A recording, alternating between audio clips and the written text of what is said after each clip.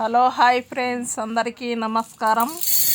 ఈరోజు మనం గంజి షర్ట్లకు కానీ డ్రెస్సుకు కానీ ఏ విధంగా పెట్టుకోవాలనో సింపుల్గా చూపిస్తాను. నేను ఒక కప్పు సబ్బియం అనేది తీసుకున్నాను.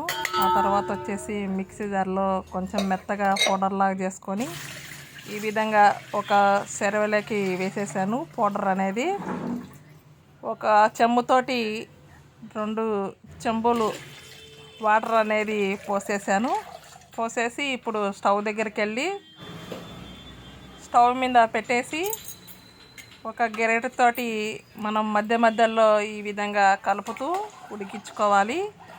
సబ్బియం అనేది మనం మిక్సీ పట్టుకున్నాం కాబట్టి తొందరగా సబ్బియం గింజ అనేది రెడీ అవుతుంది.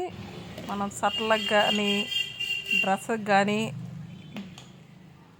కాటన్ ఈ గంజి పెట్టుకునే బట్టలకు ఈ విధంగా సింపుల్గా అనేది చేసుకోవచ్చు. ఇప్పుడు చూడండి, మొత్తం అంతా మధ్యలో మనం కలబెట్టుకుంటూ ఈ విధంగా గంజి అనేది మొత్తం అంతా ఉడికిపోయింది. ఇప్పుడు స్టవ్ అనేది బంద్ చేసేసుకున్నాను అన్నమాట. ఇప్పుడు నేను ఇంకొక సెరవ తీసుకొని ఒక క్లాత్ తీసుకొని ఈ విధంగా గింజ అనేది వడగొట్టుకోవాలి. దాంట్లో డస్ట్ ఉన్నా కానీ మనకు ఇంకా గంజి ఉడకన్న గింజలు ఉన్నా కానీ ఈ విధంగా వడగొట్టుకోవడం వల్ల మనకు డస్ట్ అనేది రాదు. ఈ విధంగా నేను మొత్తం అంతా వడగొట్టేసాను. లాస్ట్లో గట్టిగా ఉండే గంజి కూడా ఈ విధంగా పిండేస్తున్నా చూడండి. సబ్బియం గంజిలోకే ఈ విధంగా మనం ఇంట్లోనే ఈ విధంగా కాటన్ బట్టలకు గంజి అనేది పెట్టేసుకోవచ్చు.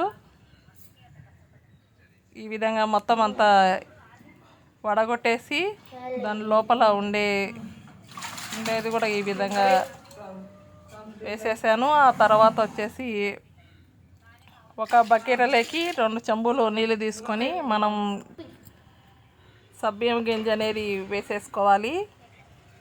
చూడండి, మనం వడగొట్టడం వల్ల దాని మీద ఉండే డస్ట్ అదంతా మనకు ఓణీలోనే ఉండిపోయింది. చూడండి, డైరెక్ట్ ఆ విధంగా చేసుకోకుండా అట్లే మనం కాటన్ బట్టలకు అనేది షర్ట్లకు కానీ పెట్టేస్తే కనుక మొత్తం అంతా మళ్ళీ షర్ట్కే ఉంటుంది అన్నమాట.